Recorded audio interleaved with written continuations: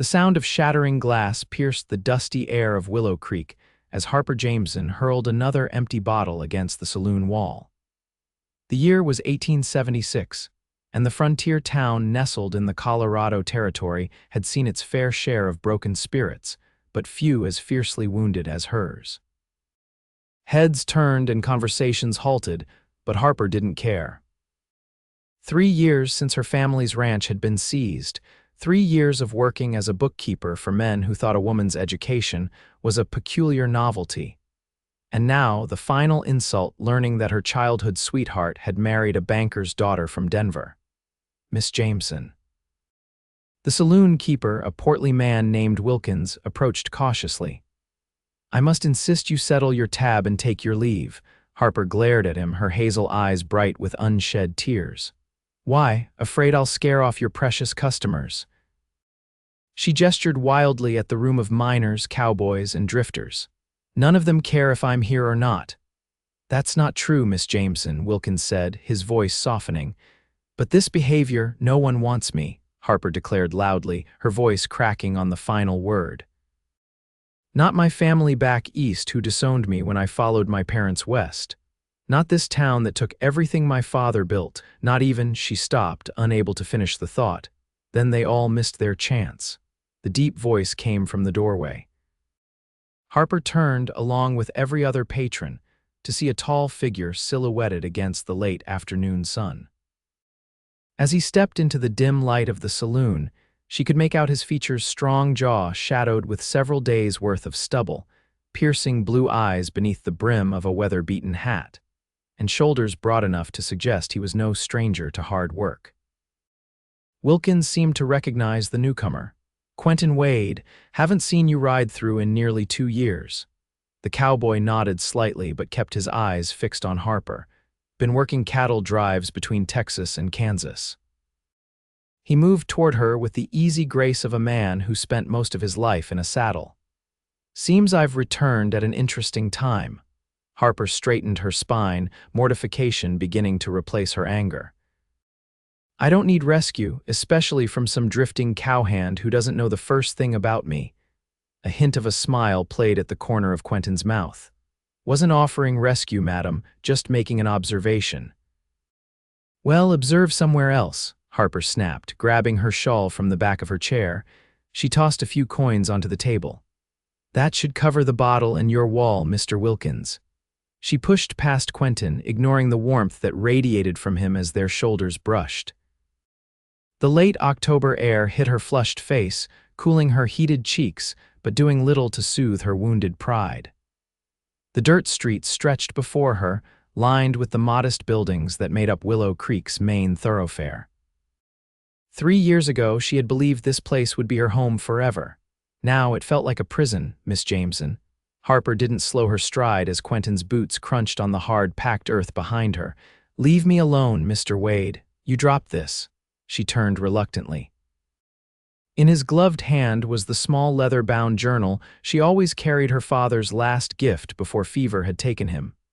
"Thank you," she said stiffly, reaching for it. Quentin held it just beyond her grasp. "Most folks who claim no one wants them are trying to convince themselves more than others." Harper's eyes narrowed. "Most cowboys who insert themselves into strangers' business are trying to avoid their own troubles." He laughed then, a genuine sound that seemed to surprise even him. "Fair enough." He handed her the journal.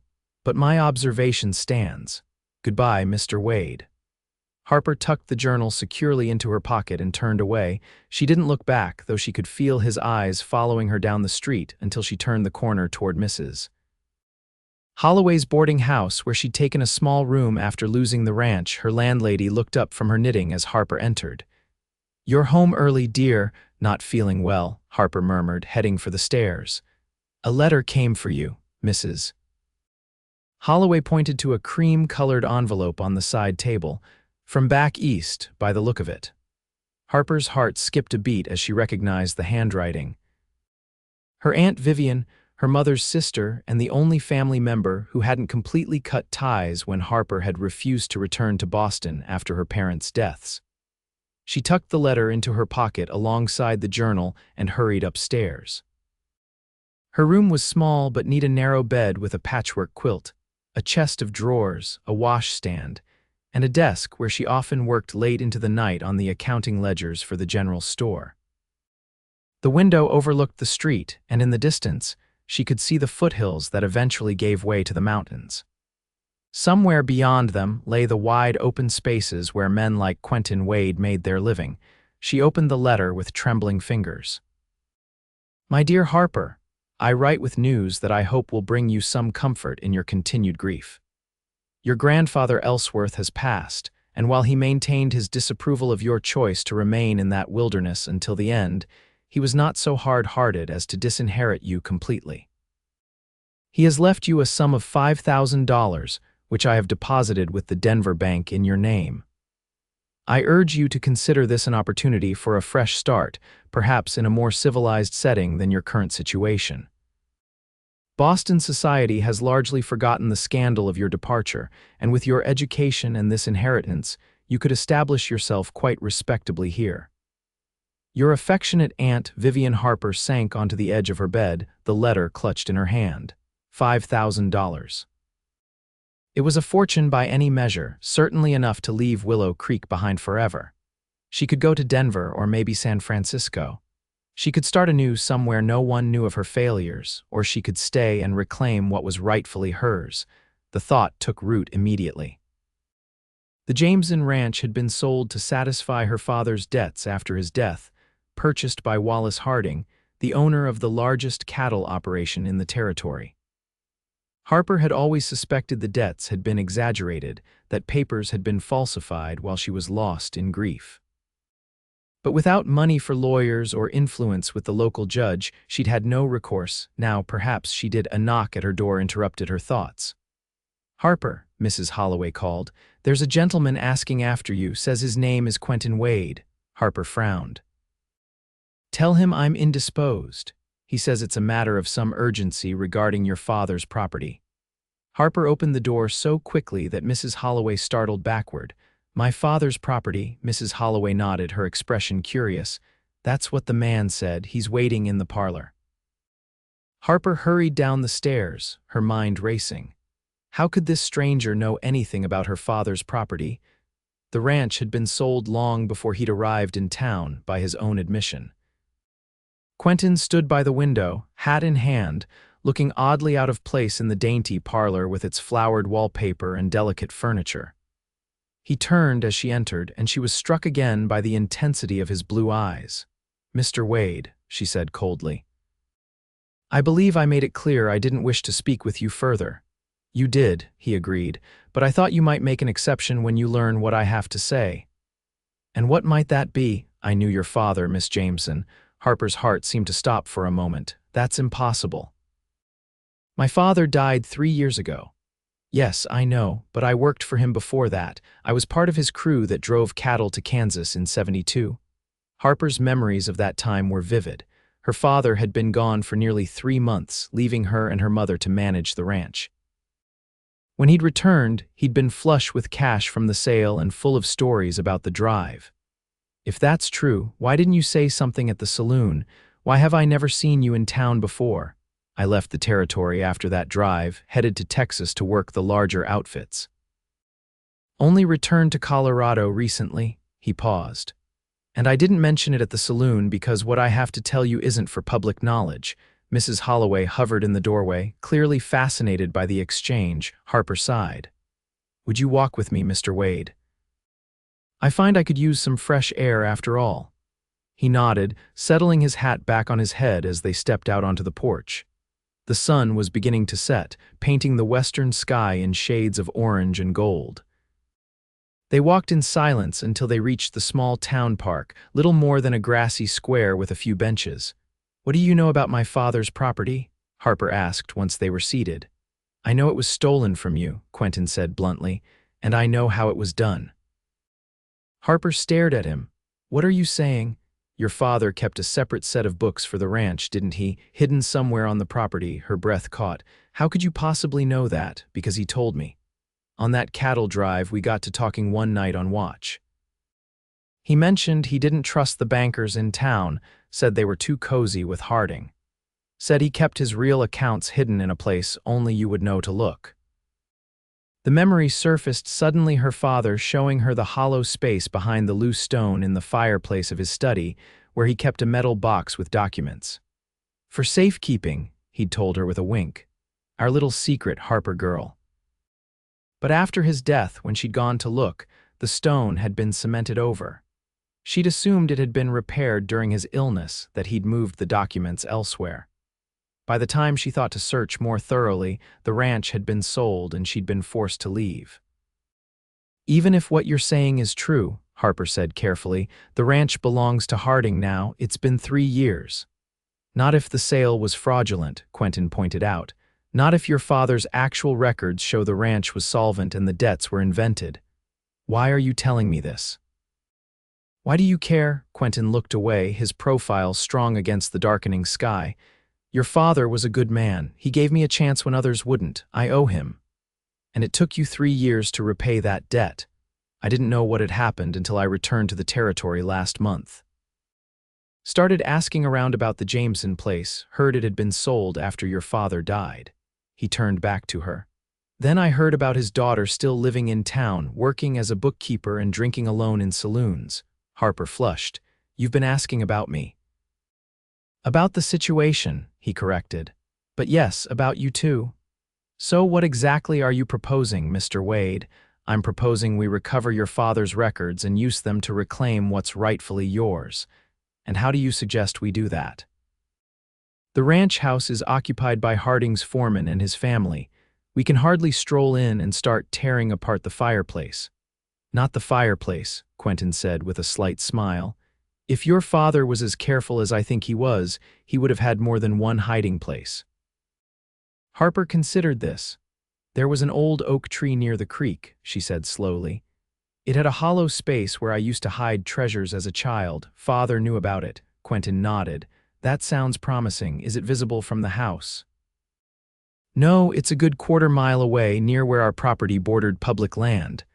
Then that's where we'll start. He stood, offering her his hand. If you're willing to try. Harper looked at his outstretched hand, then up at his face.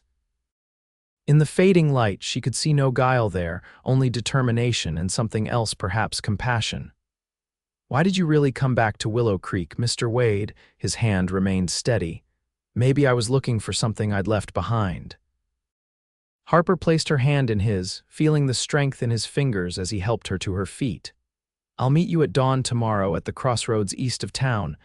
I'll be there, he promised, releasing her hand. As Harper watched him walk away, she felt something she hadn't experienced in 3 long years' hope. The eastern sky was just beginning to lighten when Harper reached the crossroads the next morning. She had dressed practically in a divided riding skirt and sturdy boots, with her hair braided and pinned beneath a wide-brimmed hat. In her saddlebag was a small shovel, along with bread and cheese Mrs. Holloway had pressed upon her when she'd explained she was going for an early morning ride. Quentin was already waiting, mounted on a tall sorrel gelding. He led a second horse, a dapple gray mare. You brought a horse for me? Harper asked, surprised, borrowed her from the livery, figured it would be easier than you trying to arrange it without raising questions. Harper approached the mare, who snuffled gently at her outstretched hand. She's beautiful, her name's Whisper, Quentin said. Livery owner says she's gentle but spirited, a good combination.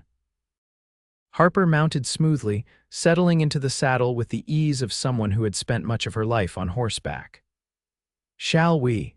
They rode in companionable silence as the sun crested the horizon, painting the landscape in soft golden light. The familiar terrain brought a flood of memories for Harper, riding these same trails with her father, learning the names of plants and tracking animal prints in the soft earth. Tell me about yourself, Mr. Wade, she said eventually. You seem to know a great deal about me, but I know very little about you. Quentin adjusted his hat against the rising sun. Not much to tell. Grew up in Missouri, father was a blacksmith, left home at 16 after he died, worked my way west with cattle outfits. No family. Mother passed when I was young, no siblings. He glanced at her. What about you? Just your aunt back east, Harper nodded. My mother was from a wealthy Boston family, married my father against their wishes. When they moved west, I was sent to school in the East, expected to become a proper lady and make an advantageous match. She smiled ruefully. I disappointed them by preferring mathematics to embroidery and books to balls. And then you chose to stay out here instead of returning to Boston after your parents died. This was home, Harper said simply. Boston never was. They crested a small rise, and suddenly the Jameson Ranch spread out before them in the valley below. The main house was visible in the distance, smoke rising from its chimney in the cool morning air. Closer to them was the creek that bisected the property, its banks lined with cottonwoods and willows. We should approach from the public land side, Harper said, pointing to a stand of trees to their right. There's less chance of being seen that way. Quentin nodded, and they altered their course accordingly. As they rode, Harper couldn't help but notice the changes to the land she had once known so intimately. Fences had been moved, new outbuildings constructed. It was still beautiful, but it wasn't quite the same place she remembered. They tethered their horses in a small grove and proceeded on foot to the creek. The water ran clear and cold, just as Harper remembered. She oriented herself using the distinctive bend in the stream, then scanned the bank until she spotted the gnarled oak that had been her childhood hideaway. There, she said, pointing. That's the tree. It stood, as she remembered, ancient and imposing, its massive trunk split at the base to form a natural hollow. As children, she and her friends had imagined it was a doorway to another world. Now she prayed it might be a doorway to justice. Kneeling at the base of the tree, Harper reached into the hollow. It was deeper than she remembered, her arm disappearing up to the shoulder as she explored the space. For a moment, she feared it would be empty, but then her fingers brushed against something solid and metallic. I think I've found something, she said, excitement rising in her voice. She strained, fingertips just able to grasp the edge of the object. Slowly, she worked it forward until she could pull it free, a small metal box, similar to the one she remembered from the fireplace hiding place. Her hands trembled as she set it on the ground between them. It was locked, but the key her father had always worn on a chain around his neck had been buried with him.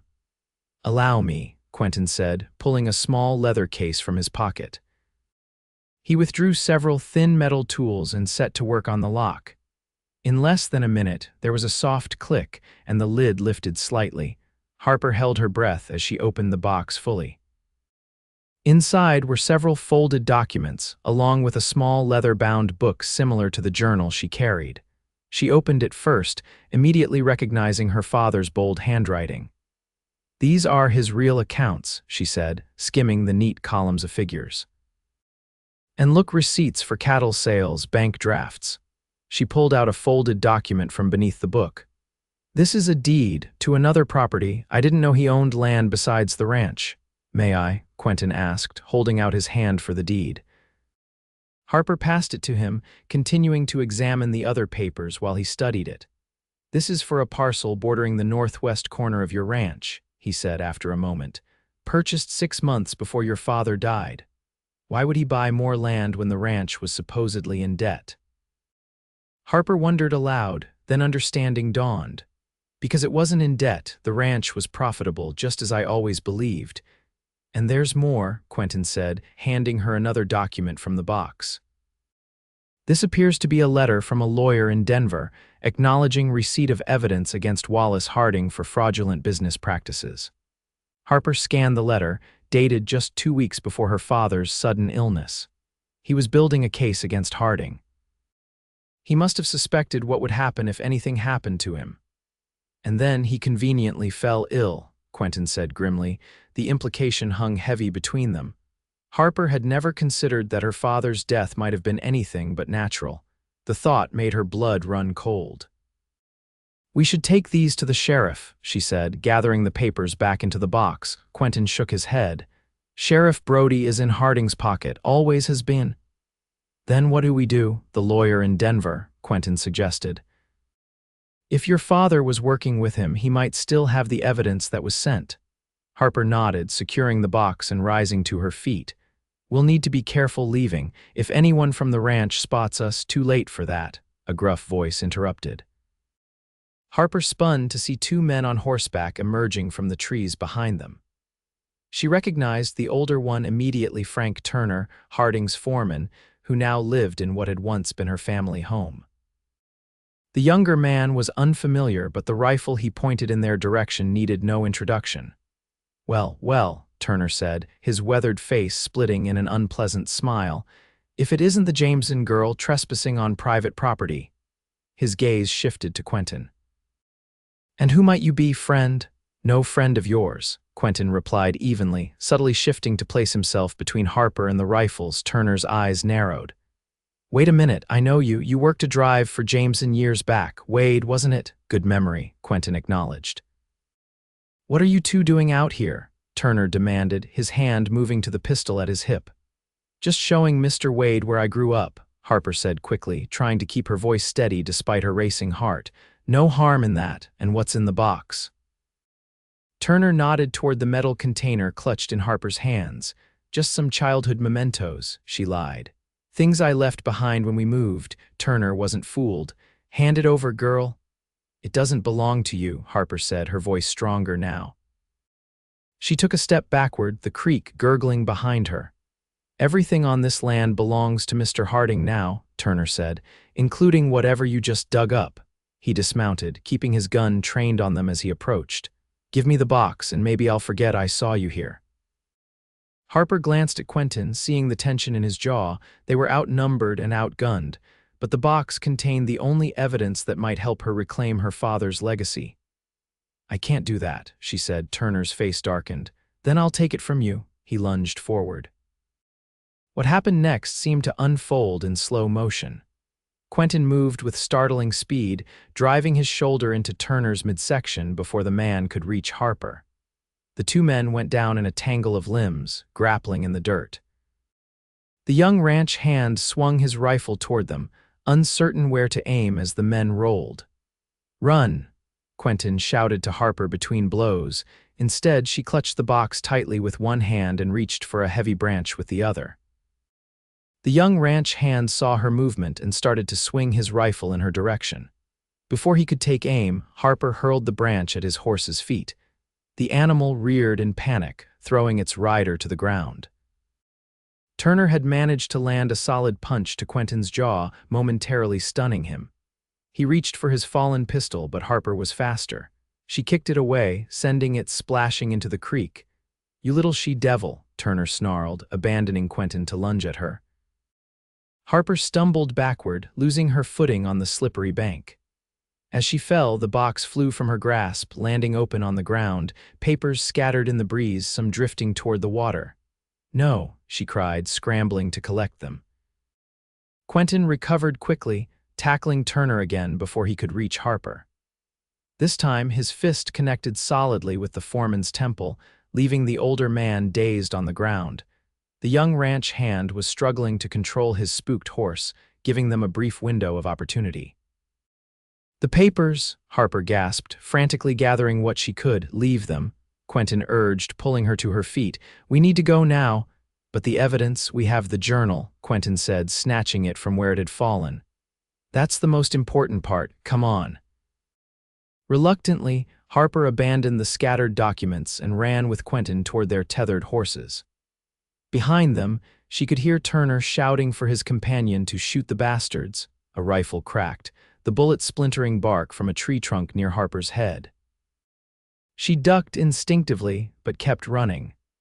Quentin reached the horses first, untying them with swift, efficient movements. He practically threw Harper onto Whisper's back before mounting his own horse.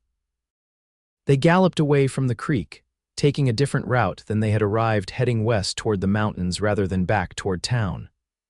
More shots rang out behind them, but soon they were out of range, the sounds of pursuit fading as they pushed their mounts harder. Only when they had put several miles between themselves and the ranch did Quentin signal for them to slow to a trot, giving the winded horses a chance to recover. "Are you all right?" he asked, scanning her for injuries. Harper nodded, still clutching her father's journal against her chest. Her heart hammered, and she could feel the flush of adrenaline hot in her cheeks. I lost most of the evidence, she said, the reality of their situation sinking in. But we have this. Quentin held up a folded document he'd managed to grab the deed to the additional property her father had purchased. And the journal, it's a start. Turner will tell Harding what happened, Harper said. They'll be looking for us. Which is why we can't go back to town, Quentin agreed. Not yet. Where do we go, then? Quentin gestured toward the mountains rising in the distance.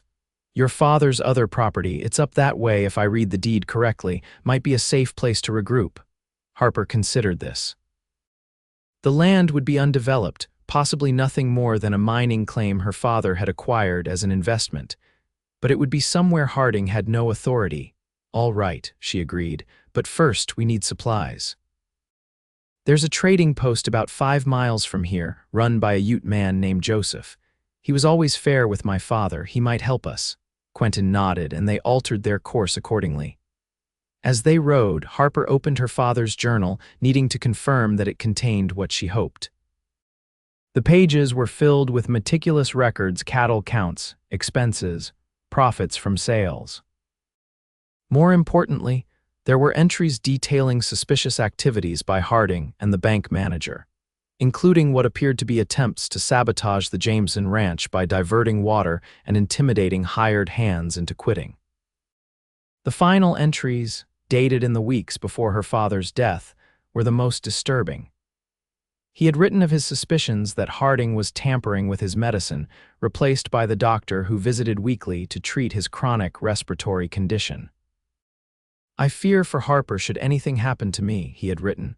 Harding wants this land too badly to allow her to keep it. I've hidden the truth where only she will find it, and I pray it will be enough to undo whatever schemes they enact. Harper closed the journal, a cold determination replacing her earlier fear. Her father had been murdered, his land stolen, and his daughter cast aside. But he had left her the means to fight back, and fight she would. The trading post was a low, rambling structure built of logs and local stone.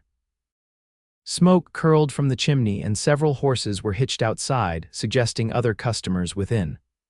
Harper and Quentin approached cautiously, alert for any sign of Turner or other ranch hands. Wait here, Harper said, dismounting. Joseph knows me. It might be better if I go in alone first. Quentin looked like he wanted to argue but nodded.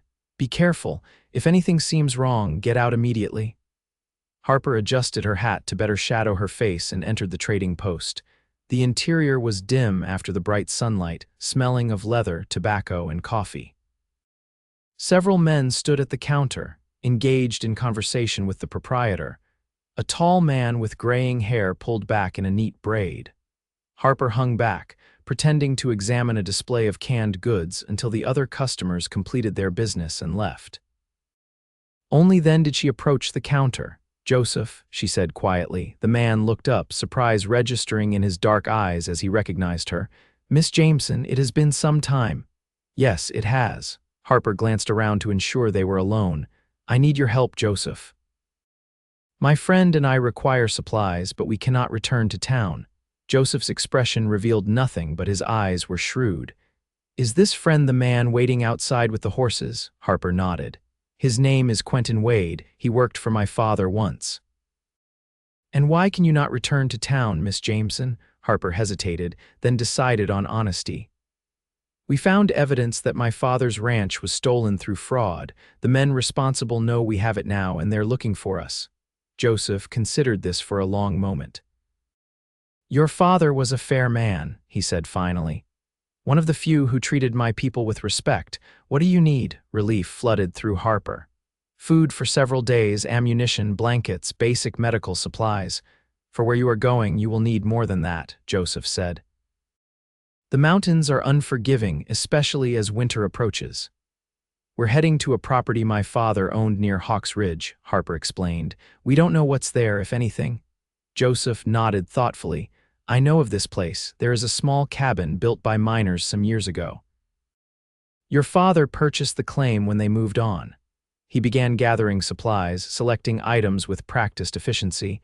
I will give you what you need, but you must be careful. Harding's influence extends far in this territory. Thank you, Harper said, reaching for her purse.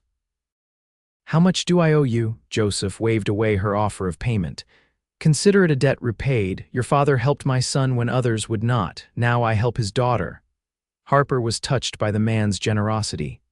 I won't forget this. See that you don't, Joseph said with the hint of a smile. And perhaps when justice is restored, you will remember who stood with you in difficult times. He packed their supplies into saddlebags and a small crate, then beckoned Quentin inside to help carry them. As they prepared to leave, Joseph handed Harper a folded map. The cabin is here, he said, pointing to a marked location.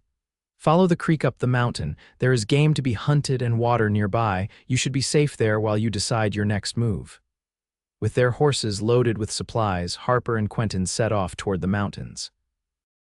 The terrain grew steadily more rugged as they climbed, following game trails through dense pine forest. By mid-afternoon, dark clouds had gathered and the temperature dropped noticeably. Storm coming, Quentin observed, eyeing the sky. We should try to reach the cabin before it hits. They pushed on, the trail growing steeper and more treacherous. Just as the first fat raindrops began to fall, they crested a ridge and saw a small log cabin nestled in a protected hollow with a creek bubbling nearby. There it is, Harper said, relief evident in her voice. They urged their tired horses forward, reaching the cabin just as the rain began in earnest. The structure was basic, but sound a single room with a stone fireplace, a rough-hewn table and chairs, and a narrow bed frame along one wall. Dust covered everything, but there was no sign of damage or wildlife intrusion. While Quentin tended to the horses in a lean-to shelter beside the cabin, Harper set about making the space habitable. She swept the floor with a bundle of pine branches, cleared cobwebs from the corners, and laid a fire in the fireplace. By the time Quentin returned, shaking rain from his hat, she had created a semblance of comfort in the rustic space. Not bad, he remarked, looking around. Your father chose well, defensible position close to water hidden from casual observation. I wonder if he ever came here himself, Harper mused, lighting the fire. He never mentioned it to me. Maybe he was saving it, Quentin suggested, for the future. The fire caught, sending warmth and light through the small cabin. Outside, the rain had intensified, drumming on the roof and streaming down the single window. Harper unpacked food from their supplies: jerky, beans, coffee, and hardtack, while Quentin checked the perimeter once more. As night fell, they sat by the fire, a pot of beans simmering on the hearth. Harper had been studying her father's journal by firelight, making notes on a scrap of paper. There's enough here to build a case, she said finally. Detailed records of the ranch's true financial state, notes about Harding's attempts to pressure my father into selling, even suspicions about the doctor who treated him. The challenge will be finding someone to listen, Quentin said. Harding has friends in high places. Not in Denver, Harper pointed out. The letter mentioned a lawyer there, James Whitfield. If we can reach him, show him what we've found. It's a good plan, Quentin agreed, but Harding will expect us to head for Denver. The roads will be watched. Harper sighed, closing the journal. Then we wait. Let them think we've fled the territory. In a few days, when they've given up looking nearby, we can make our way to Denver. Quentin nodded, stirring the beans. In the meantime, we're safe here, warm, dry, provisioned. As they ate their simple meal, Harper found herself studying Quentin in the firelight. There was something reassuring about his presence, a quiet confidence that didn't need to announce itself. She realized how little she truly knew about him, despite having entrusted him with her safety and her future. Why did you really come back to Willow Creek? She asked, echoing her question from the previous day. And don't tell me it was just to repay a debt to my father. Quentin set aside his plate, considering her for a long moment. I did owe your father, he said finally, but you're right, that's not the only reason. He rubbed a hand over his jaw, the stubble rasping beneath his fingers. Truth is, I've spent 10 years drifting from outfit to outfit, town to town, never staying anywhere long enough to put down roots. And what does that have to do with Willow Creek? Your father once told me something I never forgot. He said, a man needs 3 things to be content: work that satisfies him, land to call his own, and people who matter to him. Quentin's gaze held her steadily. I've had the work, but never the other two. I came back thinking maybe it was time to change that. By helping me reclaim my father's ranch, Harper asked, still not understanding. By settling somewhere that felt right, Quentin clarified. Your situation just gave me a purpose while I figured out the rest. The honesty in his words touched Harper. She understood the restlessness he described, though her body had remained in Willow Creek these past 3 years. Her spirit had been adrift, untethered from everything that once gave her life meaning. Well, I'm grateful you chose now to seek roots, she said softly. I couldn't have done this alone, Quentin smiled, the expression warming his typically serious features. Don't sell yourself short, Miss Jameson. From what I've seen, you're a force to be reckoned with. The compliment brought heat to her cheeks that had nothing to do with the fire. Harper, she said, I think after today you might as well call me Harper. Harper, he repeated, the name sounding different in his deep voice. Then you should call me Quentin. The rain continued through the night, punctuated occasionally by thunder that shook the small cabin. Harper lay awake on the narrow bed, having insisted Quentin take the bedroll near the fire. Despite her exhaustion, sleep eluded her, her mind too full of the day's revelations and uncertainties about what lay ahead. The discovery that her father had likely been murdered changed everything.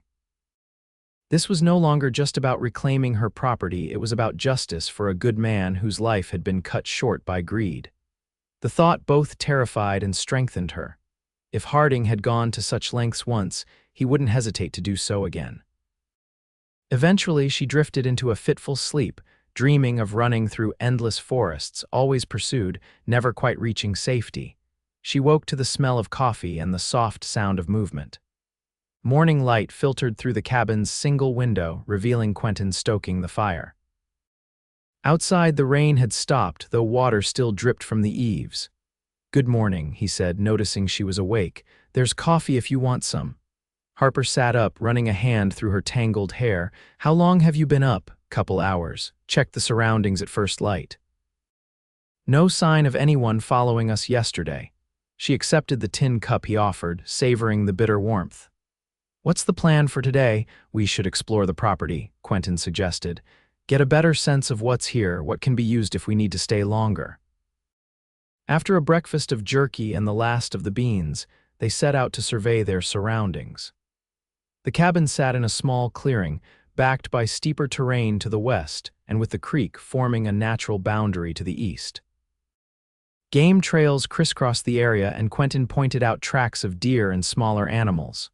Good hunting, he observed, and those berry bushes will have fruit, though it's late in the season.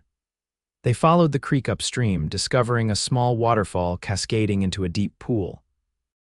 Farther up, the remains of a mining operation were visible, a collapsed entrance to what had once been a shaft, rusted equipment scattered nearby. Silver, most likely, Harper said, examining a piece of ore. This whole region had silver fever a decade ago. Played out now, she shrugged. Hard to say without proper equipment. Father might have bought it as speculation or just for the water rights. They continued exploring, marking boundaries and noting resources. By midday, they had a reasonably complete picture of the property, approximately 40 acres of forested mountain terrain, with the cabins situated ideally for access to water and game. Your father chose well, Quentin said as they rested by the creek. This land has everything needed for self-sufficiency. Except neighbors, Harper pointed out. It's completely isolated. Some might consider that an advantage. Harper skimmed her fingers through the cold water. Maybe. But I've had enough isolation these past 3 years, living among people who either pitied or resented me. Quentin was quiet for a moment. What will you do if we succeed? If you get the ranch back? It was a question Harper had asked herself many times since discovering her inheritance. Rebuild, she said simply. Make it what my father intended, a place that could be passed down through generations. Alone, the word hung between them, layered with meaning Harper wasn't sure she was ready to examine. I don't know, she admitted. I never thought beyond the first step of reclaiming what was stolen, Quentin nodded, seeming to understand what she wasn't saying. One step at a time, then. They returned to the cabin as afternoon shadows lengthened. Quentin set about repairing a loose shutter while Harper organized their supplies, calculating how long they could remain before needing to venture to a town. "We have enough food for a week, maybe more if we supplement with game," she reported. "Water isn't a concern and firewood is plentiful." "Good," Quentin said, testing the repaired shutter. "That gives us time to let things settle before we make our move." Harper nodded, but her expression remained troubled. "What if it's not enough? The journal, the deed, what if it's not enough to convince the authorities in Denver?" Quentin considered this. "Your father mentioned sending evidence to the lawyer. If we can find Whitfield, see what he received. And if Harding got to him first, if the evidence is gone, then we find another way," Quentin said firmly. "We don't give up." His certainty was reassuring. Harper realized that in the short time she'd known him, Quentin had become a fixed point in her shifting world, steady, reliable, unwavering in his support. It was a novel experience after years of standing alone. That evening, as they shared a meal of rabbit Quentin had snared, conversation turned to lighter topics. Harper spoke of her childhood on the ranch, the freedom she'd felt roaming the land with her father. Quentin shared stories of his years on cattle drives, the characters he'd met, the territories he'd crossed. "Most beautiful country I ever saw was up in Montana," he said, leaning back in his chair. "Sky so big it makes you feel insignificant and important all at once." "Will you go back there someday?" Harper asked. Quentin shook his head. "Too cold for my liking. I prefer this country, mountains and valleys, forests and plains, variety." "Is that why you never settled, always wanting something different?" "Partly," he admitted. "But mostly I think I was waiting to find the right place, somewhere that felt like it could be home." The word hung between them, resonant with shared understanding. Home wasn't just a structure or a piece of land, it was belonging, purpose, connection. "I hope you find it," Harper said softly. Quentin's gaze held hers across the small table. "I think I might be getting closer." The days that followed fell into a pattern.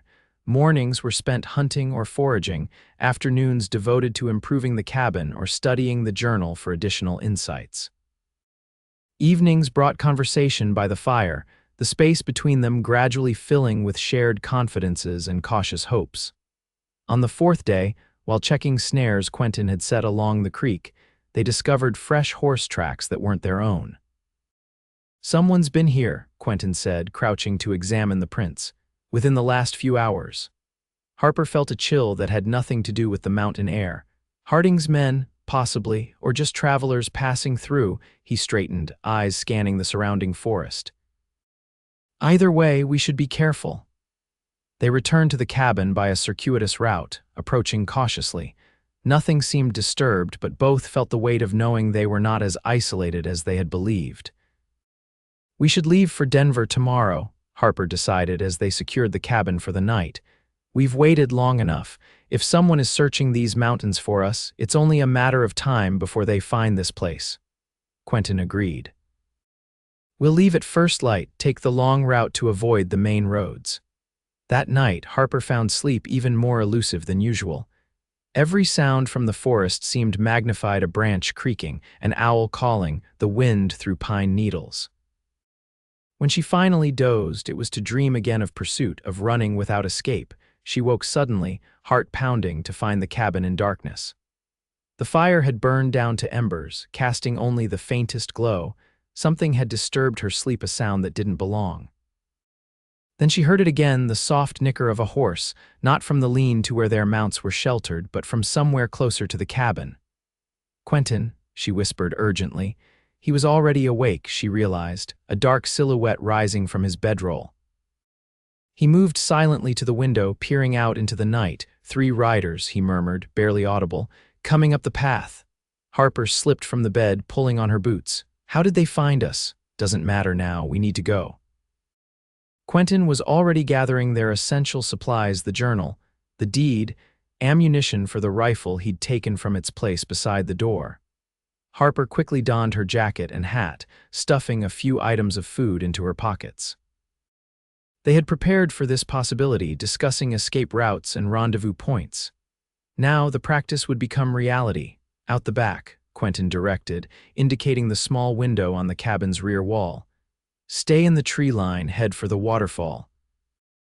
I'll meet you there with the horses if I can. And if you can't, his eyes met hers in the dim light, then keep going. Follow the creek to where it joins the river, then east to Denver, find Whitfield. Harper wanted to argue, to insist they stay together, but she knew he was right. The evidence had to reach Denver with or without both of them. Be careful, she said instead. Quentin's hand briefly touched her cheek, the gesture so unexpected it stole her breath. You too. Harper slipped through the window, dropping silently to the ground outside. The night was clear, a half-moon providing just enough light to navigate by. She kept to the shadows, moving swiftly toward the tree line as voices became audible from the front of the cabin. Check around back, she heard someone order. They might have run when they heard us coming. Harper froze behind a large pine as a figure rounded the cabin, lantern held high. The light swept the area, passing just feet from where she stood, her back pressed against rough bark, hardly daring to breathe. The man moved on, and Harper seized the opportunity to slip deeper into the forest. She followed a game trail she and Quentin had discovered, moving as quickly as she dared in the limited light. Behind her, shouts erupted. They had discovered the cabin empty. A gunshot cracked the night's stillness, then another. Harper's heart stuttered. Had they found Quentin? Was he hurt? The urge to turn back was almost overwhelming, but she forced herself onward. Trust him, she told herself. Trust the plan. The sound of the waterfall guided her through the darkness. Upon reaching it, she concealed herself in a hollow beneath the bank, where the water had eroded the soil beneath tree roots. From this vantage point, she could see anyone approaching while remaining hidden. Time passed with excruciating slowness. More shouts echoed through the forest, but no more gunshots. Harper strained to hear the sound of approaching horses, praying Quentin had managed to reach their mounts and escape. Just when she had begun to fear the worst, she heard the soft thud of hooves on the forest floor, moving with deliberate care rather than in flight. She tensed, ready to retreat deeper into her hiding place if necessary. Harper, Quentin's voice was barely audible above the waterfall's rush. She emerged cautiously, relief flooding through her at the sight of him leading both horses. Are you all right? I heard shots. They weren't aiming at me, he said grimly, helping her mount.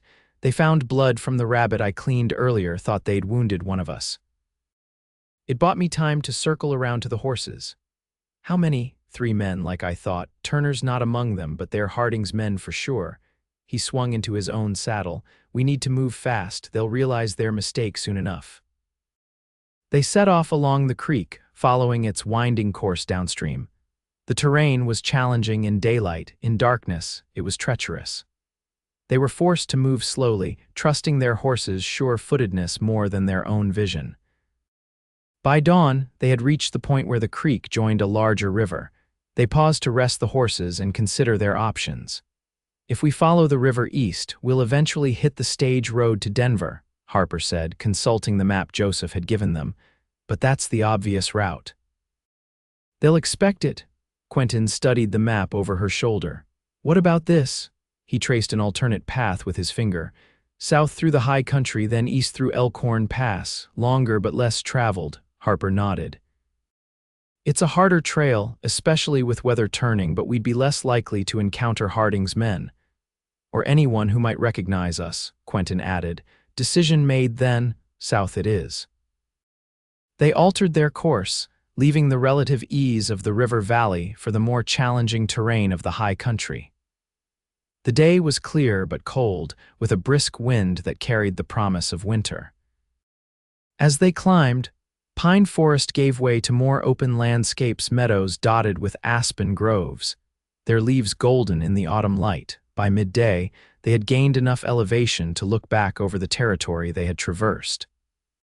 In the far distance, the valley where Willow Creek lay was just visible, a patchwork of farmland and rangeland.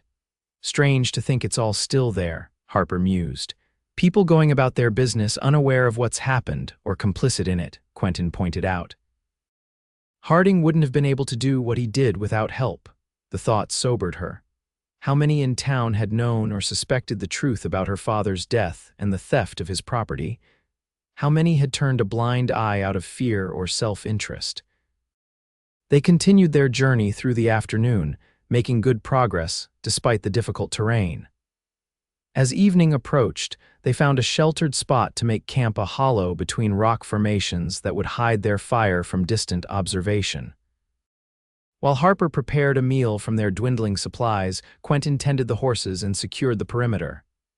When he returned, his expression was troubled. "What is it?" Harper asked, recognizing the tension in his posture. "Not sure," he admitted. "Just a feeling, might be nothing." But later, as they sat by the small fire, both heard the distant sound of horses moving through the forest below their position. "Could be anyone," Harper whispered, though she didn't believe it. Quentin shook his head.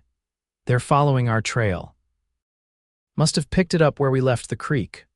"What do we do?" "Keep going. We have the advantage of height and darkness." He began quickly packing their belongings. "If we travel through the night, we can increase our lead." It was a grueling night.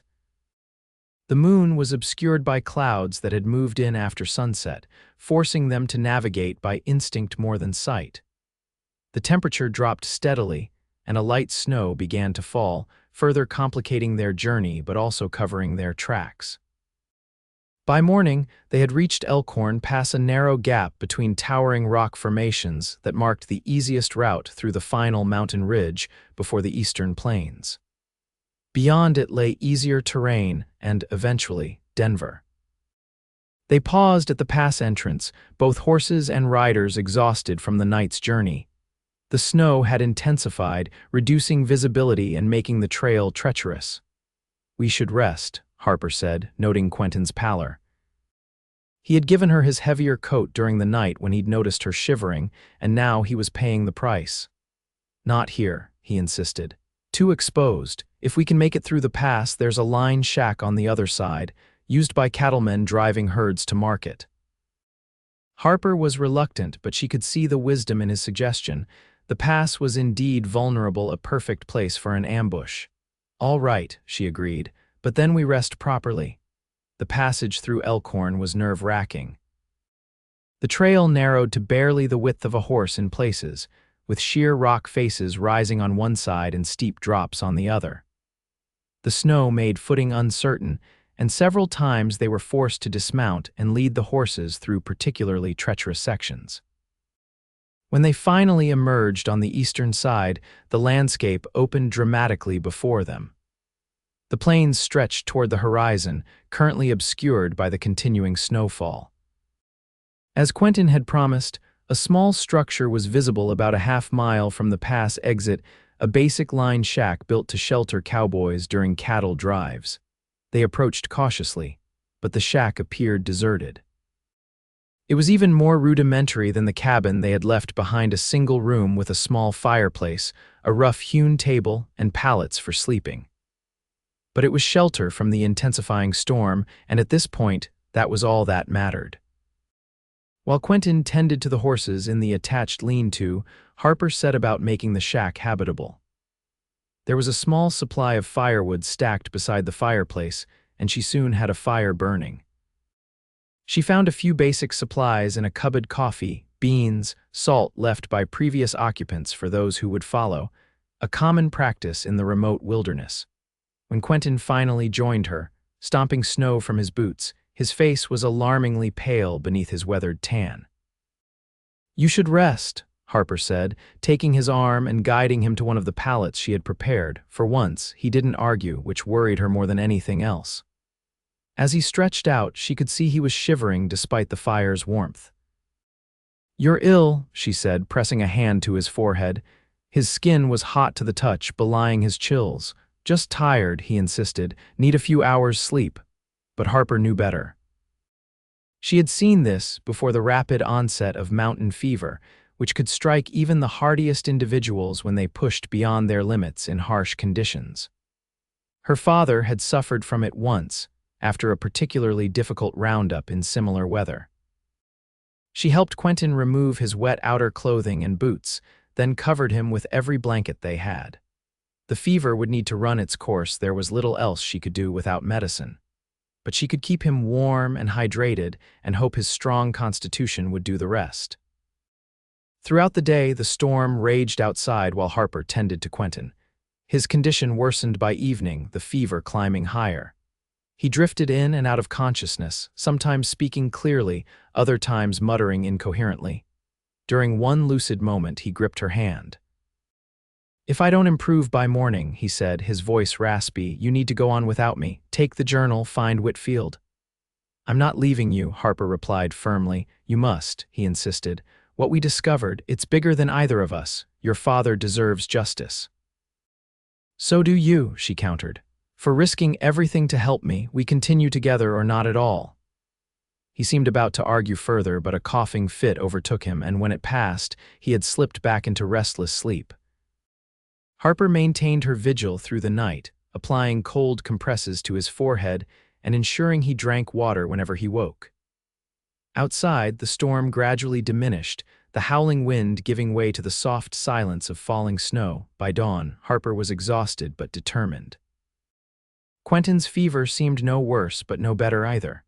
She needed supplies, medicine, food, proper blankets.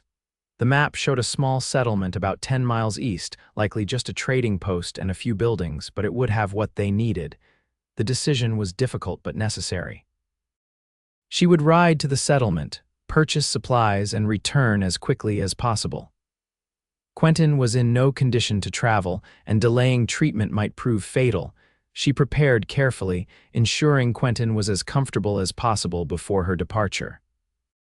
She left water and food within easy reach, built up the fire, and made sure he understood she would return by nightfall. "Be careful," he managed, his eyes clearer than they had been since the fever began. "Harding's reach is long.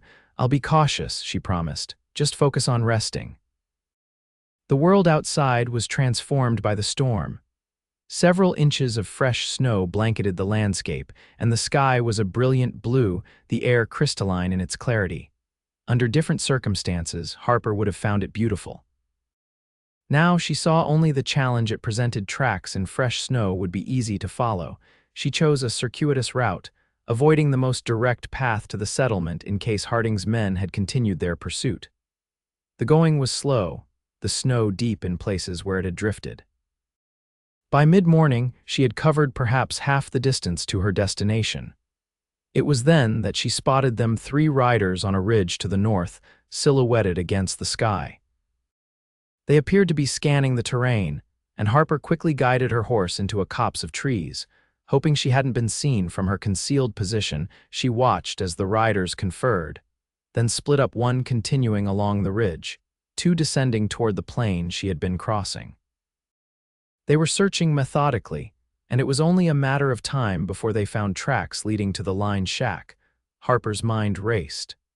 She couldn't lead them back to Quentin in his vulnerable state, nor could she abandon her mission to obtain supplies he desperately needed.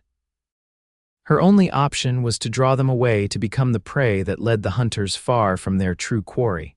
It was risky, perhaps foolhardy, but she saw no alternative. She waited until the riders had descended fully into the plain, then emerged from her hiding place, making sure they caught sight of her before spurring her horse into a gallop eastward. The ruse worked. With shouts that carried clearly in the cold air, the men changed course to pursue her. Harper pushed her mount hard, heading not toward the settlement but southeast, away from both it and the line shack. If she could lead them far enough away, lose them in the rolling terrain, she might be able to circle back to complete her original mission. For over an hour, the chase continued. Harper used every trick she knew, crossing streams where the water still ran, doubling back briefly to confuse her trail, using rocky ground where hoofprints wouldn't show. The men were persistent, but she had the advantage of desperation and intimate knowledge of frontier survival tactics her father had taught her. Eventually, she lost sight of her pursuers. Whether she had truly eluded them, or they had simply fallen too far behind to be visible, she couldn't be certain. But she had to assume she'd gained at least a temporary reprieve. Consulting her mental map, Harper altered course toward the settlement. She had lost precious time and distance with her diversion, and her horse was tiring rapidly. She would need to pace the animal carefully to reach her destination. It was mid-afternoon when she finally crested a small rise and saw a cluster of buildings beside a creek, smoke rising from chimneys. The settlement was smaller than she had hoped, little more than a trading post, a stable, and what appeared to be a combination saloon and boarding house. But it would have what she needed. Harper approached cautiously, alert for any sign of Harding's men. The settlement seemed peaceful, with only a few horses hitched outside the buildings. She dismounted at the trading post, her legs stiff and aching from the long ride. The interior was warm and smelled of tobacco, coffee, and leather. An elderly man with spectacles looked up from behind the counter as she entered. "Afternoon, miss," he greeted her. "Don't get many travelers this time of year, especially not alone." Harper had prepared her story on the ride. "My husband and I were crossing to Denver when he fell ill," she explained. "We've taken shelter in a line shack west of here. I need medicine, food, blankets." The shopkeeper nodded sympathetically. "Mountain fever, I'd wager. Seen it plenty. Got some willow bark that'll help with the fever, and some other remedies my wife puts together." He began gathering supplies as Harper listed what she needed. As he worked, Harper became aware of voices outside, men's voices, loud and agitated. Her heart sank as she recognized one of them, Frank Turner, Harding's foreman. "Seen a woman come through here," he was asking someone. "Young, traveling alone." Harper turned to the shopkeeper, who had also heard the voices. "Please," she whispered urgently, "those men mean me harm." "Is there another way out?" The old man studied her for a moment, then nodded slightly. "Back room. Window leads to the creek. Take what you need, leave the money on the counter." "Thank you," Harper said fervently, gathering the supplies into her saddlebags. She placed more than the required amount on the counter. "One more thing," the shopkeeper said, reaching beneath the counter. He produced a small revolver. "Belonged to my son. Passed last winter. Take it." Harper accepted the weapon gratefully, tucking it into her coat pocket as voices grew louder outside. She slipped into the back room just as the front door opened. The window was small but manageable. Harper squeezed through, dropping quietly to the ground beside the creek that ran behind the building. She could hear Turner questioning the shopkeeper, his tone growing increasingly aggressive. "I'm telling you, no one's come in today except old Bill Johnson for his tobacco," the shopkeeper insisted, his voice carrying through the thin walls. Harper didn't wait to hear more. Staying low, she followed the creek away from the settlement, using the bank for cover. Her horse was still hitched in front of the trading post, but there was no way to retrieve it without being seen. She would have to continue on foot, at least until she could find another mount. The trek back to the line shack would be arduous, nearly 10 miles through snow, carrying supplies, with night approaching and pursuers potentially on her trail. But Quentin's life depended on her return, and Harper refused to contemplate failure. She had covered perhaps 2 miles, the settlement no longer visible behind her, when she heard hoofbeats. Ducking behind a fallen tree, she watched as a lone rider approached along the creek, not one of Turner's men, but a young boy, perhaps 15 or 16, leading a second horse laden with firewood. It was a risk, but one she had to take. As the boy drew near, Harper stepped into view, hands raised to show she meant no harm. The boy reined his horse sharply, startled by her sudden appearance. "Please," Harper said quickly, "I need help. There are men after me, bad men. I need to get back to my friend who's sick." The boy regarded her suspiciously. "Why they after you?" "Because we discovered something they want to keep hidden," Harper explained, deciding honesty was her best approach. "They stole my father's ranch after he died, and we found proof." Something in her tone or expression must have convinced him, for the boy's posture relaxed slightly. "Whereabouts you need to get to?" "A line shack about 8 miles west of here. My friend has mountain fever. I have medicine, but I need to reach him before nightfall." The boy was silent for a moment, considering, then he nodded toward the packhorse. "Pa won't miss Daisy till morning. Take her. Creek follows pretty close to the shack if it's the one I'm thinking. Stay in the water when you can to hide your tracks." Harper could have wept with relief. "Thank you." "What's your name?" "Samuel," the boy replied. "Samuel Crane." "I'll return your horse when I can, Samuel, I promise." The boy helped her transfer her supplies to Daisy and gave her brief instructions on the mare's temperament. "She's steady but not fast," he warned, "and watch out for those men." They came through earlier, asking questions. Mean-looking bunch. With renewed determination, Harper set off westward, following the creek as Samuel had suggested. The mare was indeed steady, picking her way carefully through the snow-covered terrain. Harper pushed the pace as much as she dared, conscious of the lowering sun and the miles still to cover. Twilight was settling over the landscape when she finally spotted the line shack in the distance. There was no smoke rising from the chimney, which worried her had the fire gone out. Was Quentin too weak to tend it? As she approached, Harper scanned the area for signs of intruders but saw nothing amiss. She dismounted quickly, securing the mare in the lean-to beside Quentin's horse, which nickered softly in recognition. "Quentin." She called softly as she entered the shack, her arms full of supplies. The interior was dim and cooler than she'd left it, the fire reduced to embers.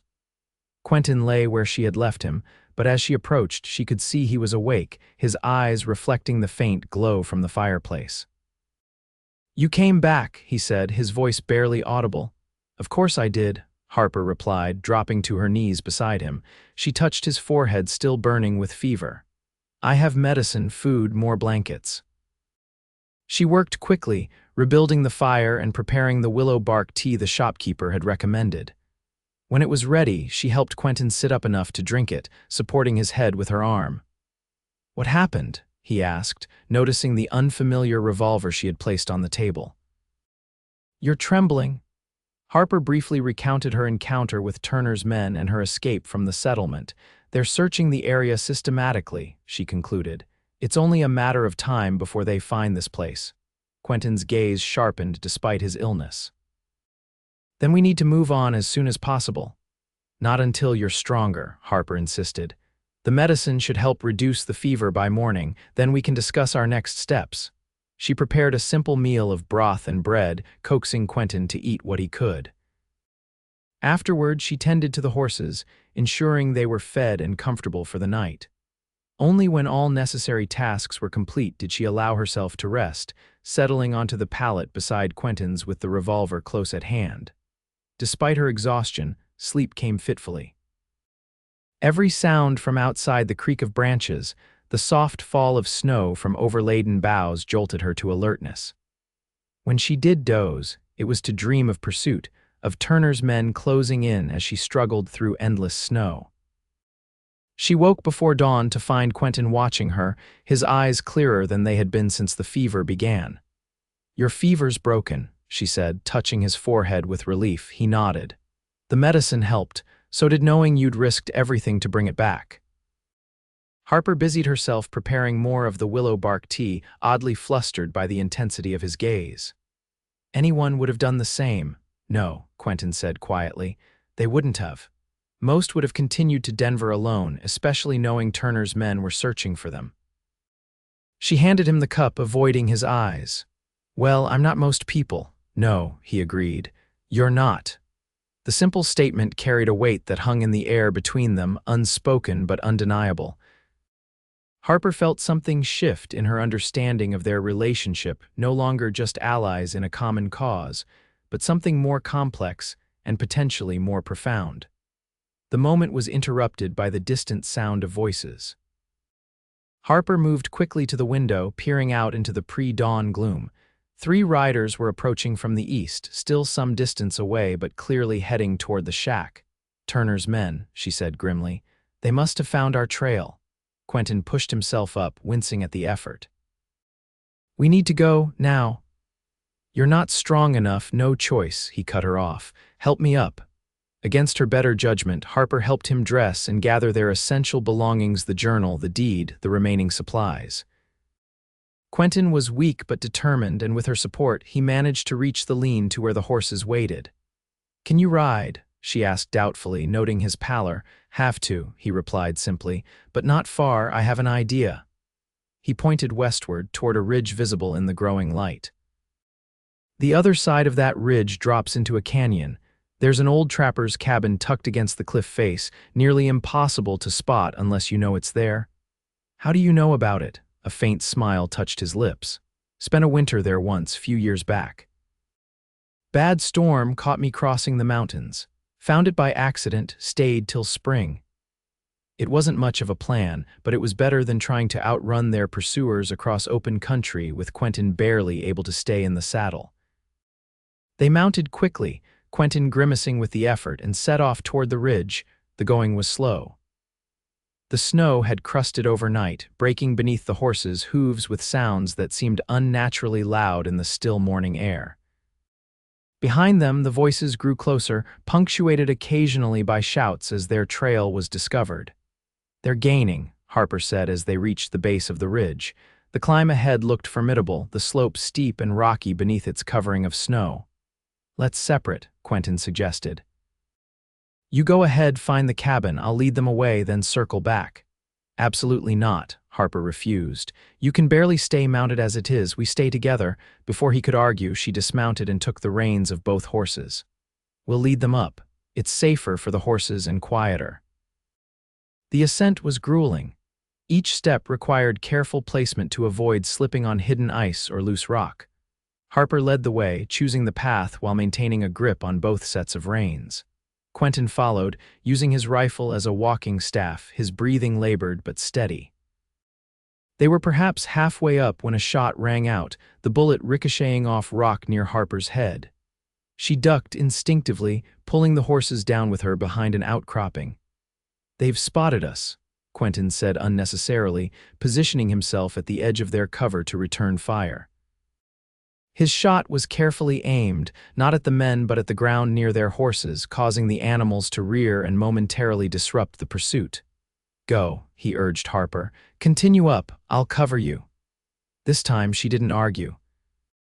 Leading the horses as quickly as she dared, Harper continued the ascent while Quentin fired occasionally to keep their pursuers at bay. The ridge top seemed impossibly distant, but step by step, they gained ground. When they finally reached the summit, Harper's legs were trembling with exertion, and Quentin's face was ashen beneath its stubble. But there was no time to rest.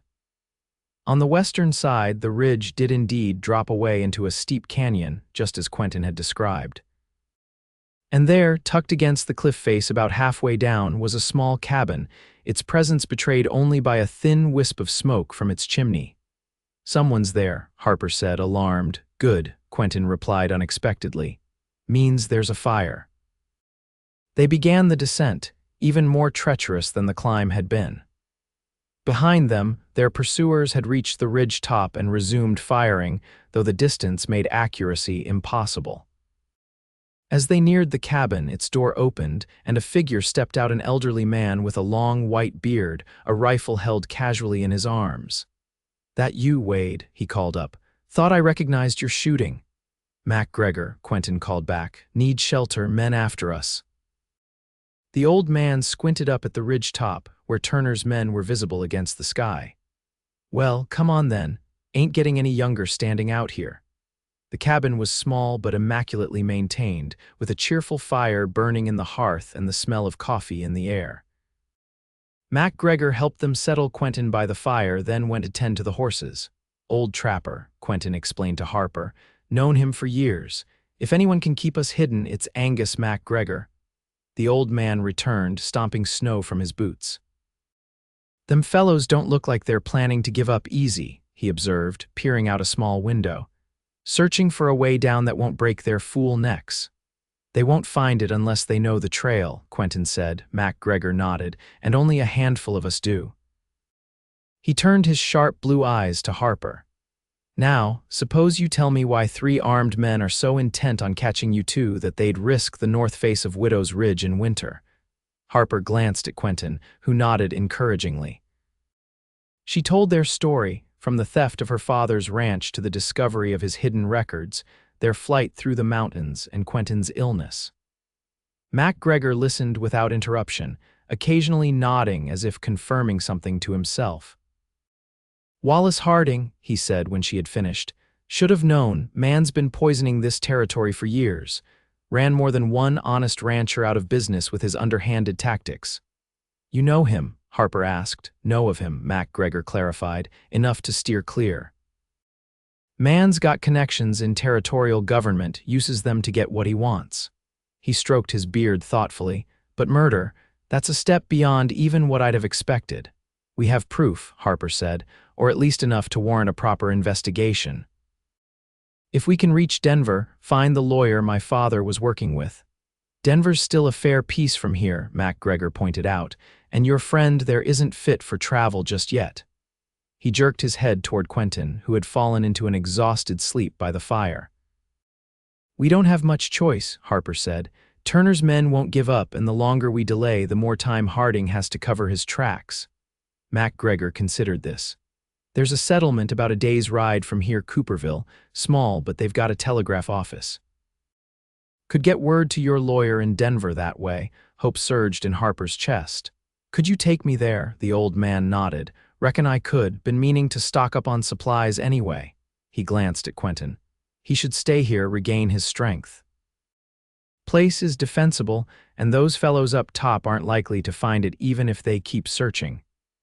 It was the most sensible plan, but Harper was reluctant to leave Quentin again, especially after his close call with the fever. As if sensing her thoughts, MacGregor added, I've nursed more than one man through mountain fever in my time. He'll be fine for a day. Eventually, Harper agreed. They would rest for the remainder of the day, allowing Quentin to regain some strength and giving Turner's men time to potentially abandon their search. Then, at first light, Harper would accompany MacGregor to Cooperville to send a telegraph to Whitfield in Denver. The day passed quietly in the snug cabin.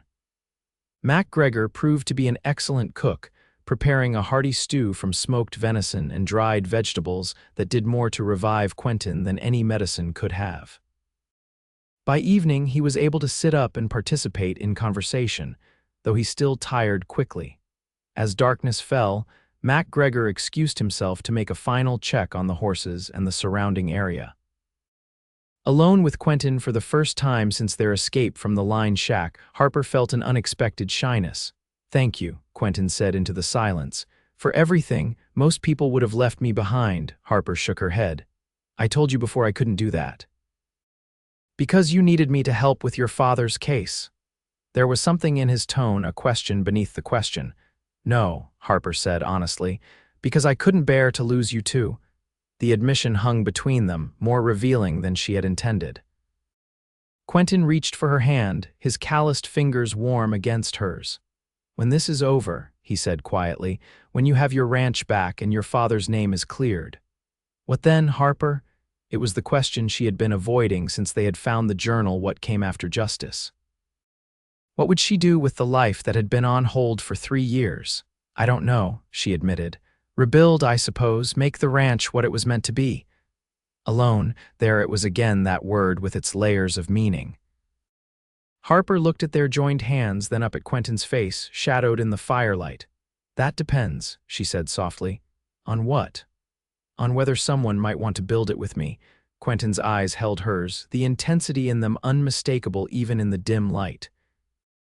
Harper, he began, his voice rough with emotion.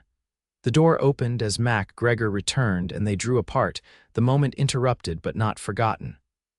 The old man gave them a knowing look but made no comment as he settled into his chair and began cleaning his rifle. All quiet out there, he reported. Your pursuers seem to have made camp up on the ridge. They'll be cold and miserable by morning, might even give up and head back to report failure. You don't know Frank Turner, Harper said grimly. He doesn't give up easily, especially when Harding's involved. Well, they won't find this place, MacGregor said confidently, and will be long gone before they figure out they've been outwitted. The plan was set. Harper and MacGregor would leave at first light for Cooperville, while Quentin would remain at the cabin to recover his strength. If all went well, they would return the following day with news that Whitfield had been contacted and was taking action. As they prepared for sleep, Quentin beckoned Harper to his side once more. Be careful, he said, his voice low to avoid MacGregor's hearing. Trust MacGregor but no one else, and if there's any sign of trouble. I know, she assured him. I'll be cautious. He caught her hand again, his grip firmer than before. We have unfinished business, Harper Jameson. The warmth in his eyes made her heart skip. Yes, she agreed softly. We do. Morning came clear and cold with no sign of new snow. MacGregor was already up when Harper woke, preparing coffee and a simple breakfast.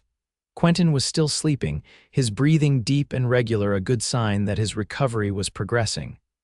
"Let him rest," MacGregor advised when Harper moved to wake him for goodbyes. "We'll be back before he knows we're gone."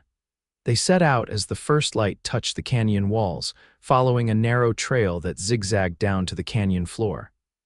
MacGregor led the way, his knowledge of the terrain evident in the confident manner he navigated seemingly invisible paths. "Been living in these mountains for 30 years, he told Harper as they reached the bottom and turned eastward. "Know every trail, every pass, every hidden valley. That's how I've survived knowing things others don't." "Including Quentin," Harper observed. MacGregor chuckled. "Wade and I go back a ways. Met him when he was just a youngster, not much older than you are now, had a wildness to him then, always searching for something he couldn't name." The old man glanced at her. "Seems different now, more settled in himself." Harper wasn't sure how to respond to this assessment. Had Quentin changed in the short time she'd known him, or was it simply that she was seeing a side of him that emerged only in certain circumstances? They rode through the day, stopping briefly at noon to rest the horses and eat a cold meal. The terrain gradually became less rugged as they left the mountains behind, transitioning to rolling foothills. By late afternoon, they could see Cooperville in the distance, a small cluster of buildings beside a river. "Not much to look at," MacGregor admitted, "but they've got the essentials: general store, telegraph office, even a decent meal at the boarding house if you're not too particular." As they rode into town, Harper was struck by how ordinary it seemed. People went about their business, nodding greetings to MacGregor, who was evidently a familiar figure. No one gave Harper a second glance, just another traveler passing through. After days of fear and pursuit, the normalcy was almost disorienting. Their first stop was the telegraph office, a small building attached to the general store. Harper had composed her message carefully during the ride brief, but containing enough information to alert Whitfield to their situation without revealing too much, should the telegram fall into the wrong hands. "James Whitfield, attorney, Denver, stop daughter of Thomas Jameson, with evidence regarding father's death and property seizure, stop in danger, stop seeking protection and legal counsel, stop reply to H. Jameson, Cooperville Telegraph Office." Stopped. The telegraph operator, a young man with ink-stained fingers, assured her that the message would be sent immediately and any reply would be held for her collection. "How long might a response take?" Harper asked. "Depends," the operator replied. "If the recipient is available when it arrives, could be within hours. If not, might be tomorrow or the next day." This was the part of the plan Harper liked least, waiting for a response from a man she had never met, who might not even be in Denver or might have already been compromised by Harding. But there was no alternative if they wanted legal support for their case. With the telegram sent, they crossed to the general store to purchase supplies. MacGregor seemed to know exactly what was needed, efficiently selecting items while Harper browsed, maintaining the appearance of a casual shopper while remaining alert for any sign of Turner's men. "We'll stay at the boarding house tonight," MacGregor decided as they completed their purchases. "Good food, clean beds, and the proprietress is an old friend who won't ask too many questions." The boarding house was a two-story structure with a wide porch and curtained windows that gave it a homey appearance. The proprietress, a robust woman named Mrs. Larson, greeted MacGregor with genuine warmth. "Angus MacGregor, thought you'd hibernated for the winter already." "Not quite yet, Eliza," he replied with a smile. "Need a couple of rooms for the night. My friend here is waiting on a telegram from Denver." Mrs. Larson eyed Harper with friendly curiosity. "Of course, just you two, for now," MacGregor said vaguely. "Might have another joining us tomorrow." This seemed to satisfy the woman, who showed them to adjacent rooms on the second floor. Harper's was small but clean, with a narrow bed, washstand, and window overlooking the main street.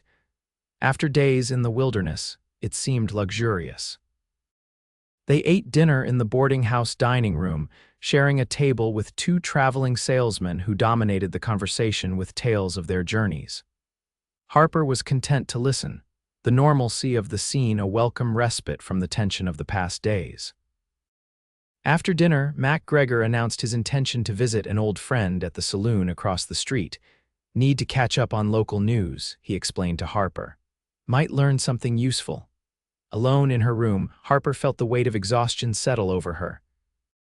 She hadn't truly rested since before discovering her father's journal, always alert for danger, always planning their next move.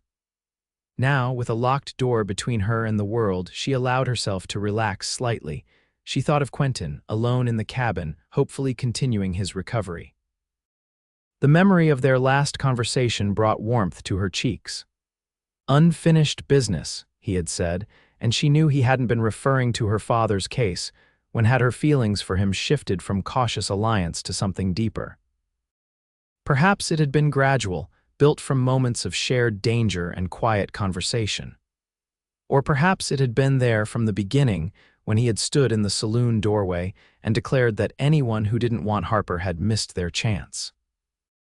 A knock at her door jolted her from these reflections. Caution immediately reasserted itself, and she reached for the revolver before approaching the door. "Who is it?" she called. "Telegraph boy, madam," came a youthful voice. "Got a message for H. Jameson." Harper opened the door a crack, confirming it was indeed a young boy in a telegraph office cap before accepting the envelope he held out. "Any reply, madam?" the boy asked. "Not yet, thank you." Alone again, Harper tore open the envelope with trembling fingers. The message was brief but clear. H. Jameson stop message received. Stop remain where you are. Stop arriving tomorrow noon. Stage with Marshal. Stop Whitfield. Stop relief washed over her. Whitfield was coming himself, bringing a marshal, presumably a federal one, beyond Harding's influence. They would arrive tomorrow, hear the evidence, and take official action. The end of their ordeal was in sight. Harper was about to go find Mac Gregor to share the news when another knock came at her door. This one was firmer, more authoritative. "Miss Jameson, it's Sheriff Brody from Willow Creek." "Need to speak with you." Her blood ran cold. Sheriff Brody, the man Quentin had identified as being in Harding's pocket. How had he found her? And why was he in Cooperville, a town well outside his jurisdiction? "Miss Jameson, I know you're in there." Mrs. Larson confirmed it. Harper's mind raced. She couldn't open the door. Brody would arrest her on some trumped-up charge and return her to Harding before Whitfield arrived. But she couldn't stay barricaded in the room indefinitely either. "Give me a moment, Sheriff," she called, playing for time. "I'm not properly dressed." She moved quickly to the window, throwing it open and looking down. There was a narrow ledge running along the building's facade, and below that, the porch roof extended far enough that she might be able to drop to it safely. "Miss Jameson," Brody's voice had taken on an edge of impatience. "I don't have all night." Harper climbed out onto the ledge, her heart pounding as she carefully closed the window behind her. The night air was bitter cold, and the ledge narrower than it had appeared from inside. Pressing her back against the clapboard siding, she inched along toward the corner of the building, hoping to reach a drain pipe she had noticed earlier. Behind her, she could hear the door being forced open, followed by Brody's curse when he discovered the room empty. She moved faster, abandoning caution for speed. When she reached the drain pipe, she grasped it firmly and used it to lower herself to the porch roof. From there, it was a relatively simple matter to drop to the ground in the alley beside the boarding house. Harper didn't wait to see if she had been spotted. She ran, keeping to shadows, heading for the saloon where Mac Gregor had gone. The establishment was crowded and noisy, making it easy for Harper to slip inside unnoticed. She spotted Mac Gregor at a corner table, deep in conversation with a weathered man in a railroad worker's clothes. Keeping her head down, she made her way to their table. "Angus," she said urgently, "we have a problem." Mac Gregor looked up, his expression changing as he took in her disheveled appearance and evident alarm. "What's happened?" "Sheriff Brody from Willow Creek is here, looking for me. I climbed out the window to escape." The old man nodded to his companion, who stood without a word and made his way to the bar, creating a small disturbance that drew attention away from their corner. "How did he find you?" Mac Gregor asked, his voice low. "I don't know, but we need to leave now." Whitfield is coming on tomorrow's noon stage with a marshal. We just need to stay free until then. MacGregor considered this. Horses are at the livery, too risky to retrieve them with Brody looking for you, he thought for a moment. My friend there works for the railroad.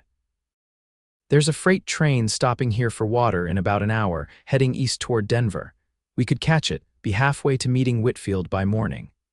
It wasn't ideal, but it was better than trying to evade Brody in a town this small until noon tomorrow. What about our supplies, our horses?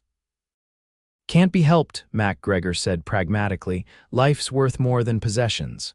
Harper nodded reluctantly. And Quentin, we were supposed to return tomorrow. He's safe where he is, MacGregor assured her. Has supplies for several days. Once we've met Whitfield and the marshal, we can return for him with proper protection. The plan made sense, but Harper hated the thought of Quentin waiting in vain for their return, perhaps even venturing out to look for them if they were delayed too long. Still, their priority had to be preserving the evidence and ensuring Whitfield received it. All right, she agreed. How do we get to the train without being seen? MacGregor's friend returned to the table, leaning down to speak quietly. Sheriff's got men watching the streets. Looking for a young woman, says she's wanted for theft back in Willow Creek. A convenient charge, Harper said bitterly. Easily fabricated, impossible to disprove on the spot. Need a distraction, MacGregor mused. He glanced around the saloon, then smiled slightly. And I think I know just the thing. What followed was a masterclass in creating chaos. MacGregor whispered to his friend, who approached a group of miners at another table. Words were exchanged, accusations made, and within minutes, a full-scale brawl had erupted. As patrons either joined in or fled to avoid involvement, MacGregor led Harper out through the kitchen, where a sympathetic cook pointed them toward a back exit. Railroad yards that way, MacGregor said, pointing east. Stay in the shadows, move quickly but don't run. Running draws attention. They made their way through the darkened town, avoiding the main streets where Brody's men were visible, questioning people and checking buildings. The railroad yard was on the eastern edge of town, a collection of sidings, water towers, and small maintenance buildings alongside the main track. MacGregor's friend had told them to look for a freight train with a distinctive red caboose. They found it easily enough, currently taking on water while the crew took a brief rest. Freight cars will be locked, MacGregor said, studying the train. But there's usually a space between cargo where a person could hide if they're not too particular about comfort. They approached cautiously, waiting until the crew members were occupied before slipping between cars. MacGregor found what he was looking for, a partially filled car carrying lumber. There was space between the stacked boards and the car's roof, just enough for two people to lie flat. Not comfortable, he acknowledged, but it'll get us to the next proper station. From there, we can catch a passenger train the rest of the way to meet Whitfield. Harper climbed in first, squeezing into the narrow space. The rough wood pressed against her back, and the air was heavy with the smell of pine sap. MacGregor followed, settling beside her just as voices approached the crew, preparing to depart. Be still now, MacGregor whispered. They sometimes check for hobos before leaving. Harper held her breath as footsteps passed their hiding place. A lantern briefly illuminated part of the car, but the light didn't reach their concealed position. The footsteps continued on, and moments later they felt the jolt as the train began to move. We made it, Harper whispered, relief flooding through her. For now, MacGregor cautioned. Still a long way to go. The journey was as uncomfortable as MacGregor had predicted. The lumber shifted slightly with the train's movement, sometimes pressing painfully against them. The night air grew colder as they picked up speed, whistling through cracks in the car's walls. Unable to move freely or even sit up, they endured in silence, each lost in their own thoughts.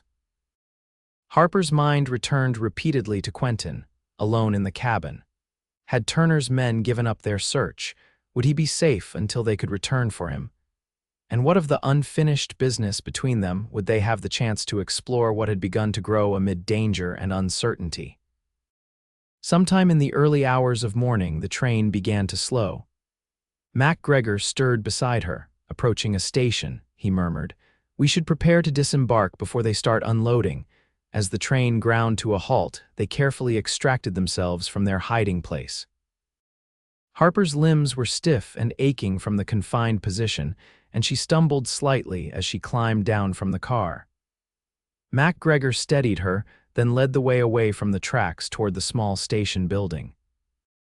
The town was larger than Cooperville, with several streets of businesses and homes visible in the pre-dawn light. A sign on the station identified it as Riverdale, a name Harper recognized as being about 20 miles east of Denver. "Good fortune," MacGregor said, studying a schedule posted on the station wall. "Passenger train to Denver leaves in 2 hours. We'll be there well before noon." With time to spare and both of them stiff and cold from the night's journey, they sought out a small cafe that had just opened for the day. The warmth inside was welcome, as was the hot coffee and breakfast the sleepy-eyed proprietor served them. "You look like you've had a rough night," the man commented as he refilled their cups. "Train travel ain't what it used to be," MacGregor replied with a wink, letting the man draw his own conclusions. As they ate, Harper considered their next steps. "We should send a telegram to Whitfield, let him know we're coming to Denver instead of waiting in Cooperville." MacGregor nodded. "Good thinking. Brody's likely discovered your escape by now, might even guess we took the freight train. He could telegraph ahead to Denver."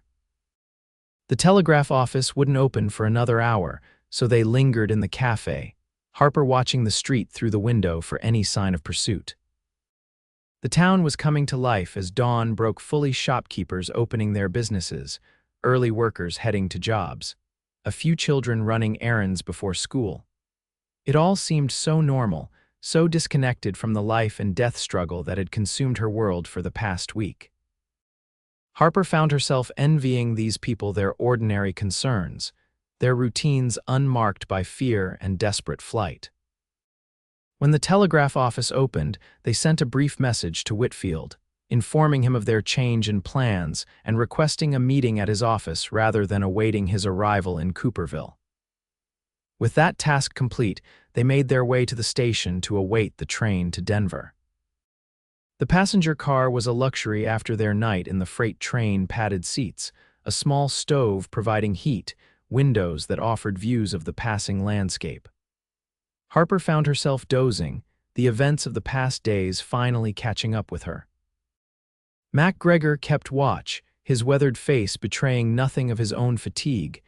Denver's skyline appeared on the horizon just after 10 o'clock, a sprawling city nestled against the backdrop of the mountains. As they drew closer, the scale of it impressed Harper. She had visited a few times as a child but remembered little beyond the grand hotel where they had stayed and the elegant shops her mother had frequented. Address for Whitfield's office was on his telegram, MacGregor said as they disembarked. "Larimer Street, not far from here." They made their way through bustling streets, Harper acutely aware of their disheveled appearance amid the well-dressed city dwellers. Whitfield's office was located in a handsome brick building that housed several law practices and a land management company. A brass plaque beside the door read, "James T. Whitfield, Attorney at Law." Harper took a deep breath, straightening her shoulders before entering. This was the moment they had fought and fled for the chance to present her father's evidence to someone with the authority to act upon it. The office reception was tastefully appointed, with a young clerk seated at a desk near the entrance. He looked up as they entered, surprise evident in his expression as he took in their trail-worn appearance. "May I help you?" he asked, his tone suggesting he doubted they had legitimate business in such an establishment. "I'm Harper Jameson," she said, summoning all the dignity she could muster. "I have an appointment with Mr. Whitfield." The clerk's demeanor changed immediately. "Miss Jameson?" "Yes, Mr. Whitfield is expecting you. Please come this way." He led them to a door at the rear of the reception area, knocking briefly before opening it to announce their arrival. James Whitfield was not what Harper had expected. She had imagined someone older, perhaps similar in appearance to her father. Instead, the man who rose from behind the desk was relatively young, perhaps in his mid-30s, with keen eyes behind wire-rimmed spectacles, and a manner that suggested both intelligence and energy. "Miss Jameson," he said, coming around the desk to greet her. "I can't tell you how relieved I am to see you safe. And Mr. MacGregor, I presume, please sit down. You both look exhausted." They settled into comfortable chairs as the clerk discreetly withdrew, closing the door behind him. "I received your telegram from Cooperville," Whitfield continued, "and was preparing to depart with Marshal Foster when your second message arrived. The Marshal is currently securing warrants based on the information your father provided before his death, but he'll join us shortly." Harper leaned forward. "What information exactly?" "We found my father's journal with his real accounts and notes about Harding's activities, but he mentioned sending evidence to you." Whitfield nodded, opening a drawer in his desk. He removed a thick envelope, placing it carefully on the desk between them. "Your father contacted me approximately 3 months before his death," he explained. He had suspicions that Wallace Harding was engaging in fraudulent business practices, including bribery of bank officials and local law enforcement. He had begun gathering evidence documents, witness statements, financial records that showed discrepancies. "What kind of discrepancies?" MacGregor asked. "Primarily related to water rights and property valuations," Whitfield said. Harding had been systematically acquiring properties throughout the territory, often at prices well below market value.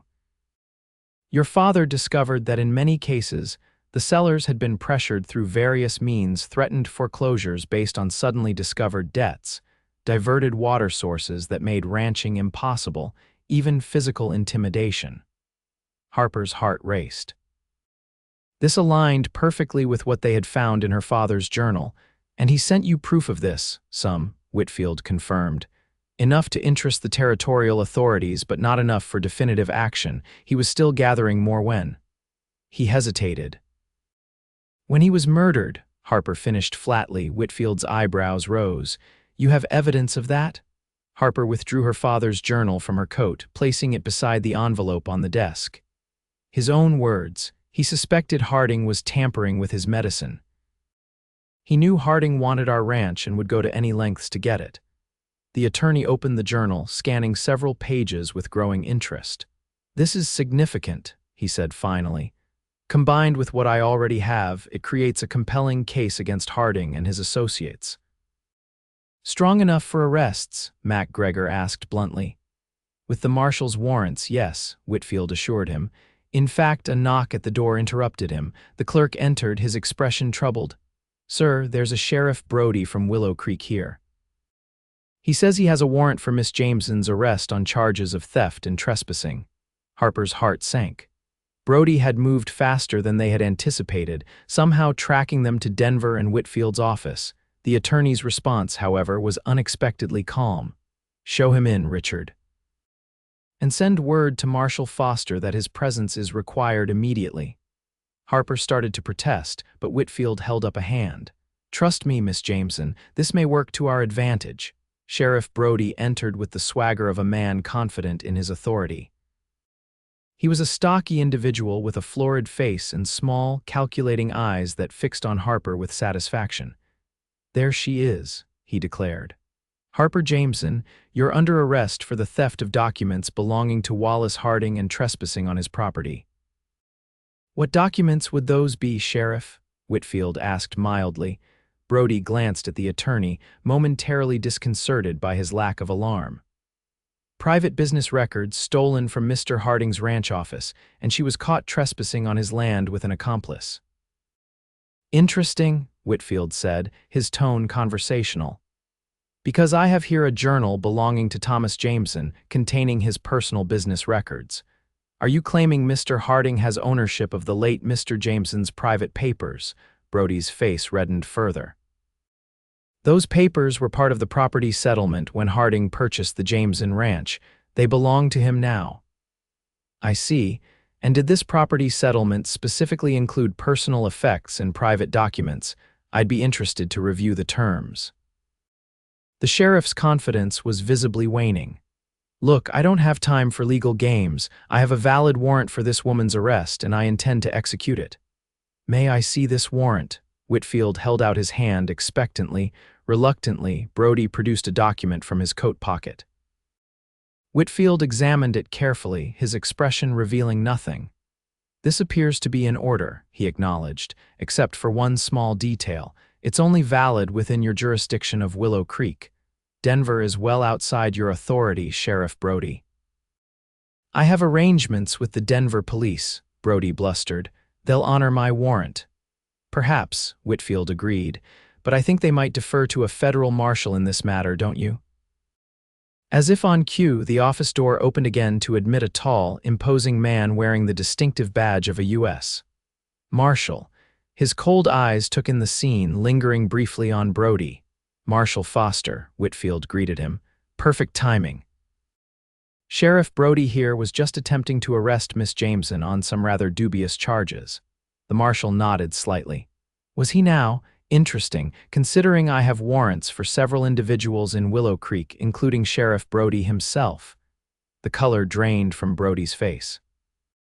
"What are you talking about? What warrants?" "Corruption, obstruction of justice, conspiracy to commit fraud," Foster recited casually.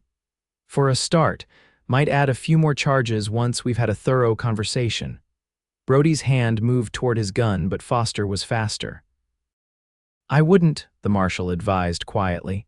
"Would make things considerably worse for you."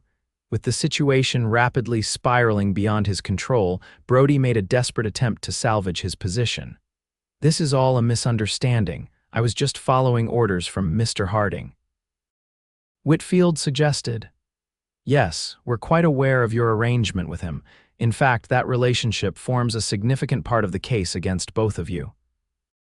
Harper watched in amazement as Marshal Foster disarmed Brody and placed him under arrest, reciting charges that included not only those he had mentioned earlier, but also conspiracy in the death of Thomas Jameson. "We'll be heading to Willow Creek immediately to execute the remaining warrants," Foster informed Whitfield as he secured Brody's wrists with handcuffs, including the primary one for Wallace Harding. "What about Frank Turner?" Harper asked urgently, Harding's foreman. "He and his men have been hunting us through the mountains for days."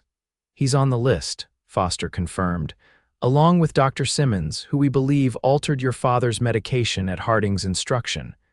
The reality of what was happening began to sink in. After 3 years of injustice, the tide was finally turning. Her father would have his vindication, and those responsible for his death would face consequences, but one crucial concern remained. "There's someone else," Harper said, turning to Whitfield. "Quentin Wade. He helped me discover my father's journal, has been protecting me since. He's currently at a cabin in the mountains west of here, possibly still being sought by Turner's men." "We'll send men to find him," Foster promised. "Just give us the location." As Harper described the location of Mac Gregor's cabin, she felt a weight lifting from her shoulders. The nightmare was ending. Justice was within reach, and Quentin would be safe. "What happens now?" she asked once Brody had been removed from the office, escorted by one of Foster's deputies. "Now," Whitfield said, "we prepare your statement for the territorial court. The process of reclaiming your property will take some time. Legal proceedings always do, but with the evidence we have, I'm confident of success." "And Harding?" "Will face trial for multiple crimes, including your father's murder if the evidence supports it. Given what I've seen so far, I believe it will." It was almost too much to absorb after days of fear and flight. Harper felt suddenly overwhelmed, tears threatening for the first time since this ordeal began. Mac Gregor placed a weathered hand on her shoulder, offering silent support. "You've been through a tremendous ordeal, Miss Jameson," Whitfield said gently. "I suggest you take some time to rest while we handle the immediate legal matters. I can arrange accommodations for you and Mr. Mac Gregor." Harper shook her head. "I appreciate the offer, but I need to go back. I need to find Quentin myself, make sure he's all right." "That's not advisable," Foster interjected. "We'll be making arrests in Willow Creek. The situation could be volatile." "I'm not suggesting I confront Harding," Harper clarified, "but I need to be there. I need to see this through to the end, and I need to find Quentin." After some discussion, a compromise was reached. Harper and Mac Gregor would accompany Marshal Foster and his deputies to Willow Creek, but would remain under protection until the arrests were complete. Then, with proper escort, Harper could return to the mountains to find Quentin. They departed Denver by mid-afternoon, traveling in a convoy of 3 wagons carrying Foster, his deputies, and their prisoners Brody and 2 bank officials who had been arrested in Denver based on evidence from Thomas Jameson's documents. The journey would take them through the night, with an expected arrival in Willow Creek by morning. As they traveled, Harper had time to reflect on the extraordinary turn of events. Just over a week ago, she had been a woman without prospects, believing herself unwanted and without value. Now, she stood on the precipice of reclaiming everything that had been stolen from her father's legacy, her home, her future, and perhaps something more. The memory of Quentin's words echoed in her mind. Unfinished business. What might that business entail once justice was served and danger was past? The possibility brought warmth to her heart despite the cold night air. Dawn was breaking as they approached Willow Creek, the familiar landscape emerging from darkness. Harper felt a complex mixture of emotions: dread at returning to the place that held so many painful memories, determination to see justice done, and hope for what might follow. Foster's plan was efficiently executed. Deputies were dispatched to arrest Dr. Simmons and the bank manager, while Foster himself, accompanied by 4 armed men, headed for Harding's ranch to apprehend the man at the center of the conspiracy. Harper and Mac Gregor remained in town under the protection of 2 deputies, taking rooms at the hotel rather than Mrs. Holloway's boarding house to avoid drawing attention. From her window, Harper could see the general store where she had worked as a bookkeeper, the saloon where she had first encountered Quentin, the church where her parents had been laid to rest. It felt like viewing scenes from someone else's life, familiar yet distant, as if the woman who had moved through those spaces had been a different person entirely. In many ways, she supposed that was true. The events of the past week had transformed her, awakening a strength and determination she hadn't known she possessed. Word of the arrests spread quickly through the small town. Harper could see clusters of people gathering on street corners, talking animatedly. Some would be Harding's allies, dismayed by his downfall. Others would be celebrating the end of his influence. Most, she suspected, would simply be adapting to the new reality, as people always did when power shifted. By mid-morning, Foster returned to the hotel, his expression grim but satisfied. "Harding's in custody," he reported. "Along with Turner, they didn't come quietly, but no one was seriously injured." "And the ranch?" Harper asked. "My father's home, secured for now. Once the legal proceedings confirm your ownership, you can take possession." It was happening so quickly after 3 years of stagnation. Harper felt almost dizzy with the pace of events, but one crucial piece remained unresolved. "I need to find Quentin," she said firmly. "He should be part of this. None of it would have happened without him." Foster nodded his understanding. "I've sent 2 men to the location you described. If he's there, they'll bring him back safely. If not, they'll search the surrounding area." But Harper knew the maze of canyons and ridges where Mac Gregor's cabin was hidden. "They won't find it without guidance," she insisted. "I need to go myself." After further discussion, a new plan was formed. Harper and Mac Gregor would depart immediately with 2 deputies as escort, heading for the cabin. If they found Quentin, they would return together to Willow Creek, where the legal proceedings would be underway. The journey into the mountains was arduous but familiar now. Harper led the way confidently, retracing the path she and Mac Gregor had taken days earlier. The snow had begun to melt in places, making the terrain muddy and treacherous, but they made steady progress. As they approached the ridge overlooking Mac Gregor's canyon, Harper's anxiety grew. What if Quentin had left, perhaps thinking they had abandoned him? What if Turner's men had found the cabin before being recalled for Harding's arrest? They descended carefully into the canyon, following the narrow trail Mac Gregor pointed out. The cabin came into view, looking exactly as they had left it, the small structure nestled against the cliff face, smoke rising from its chimney. Harper's heart leaped. Someone was there. She urged her horse forward, pulling ahead of the others in her eagerness to reach the cabin.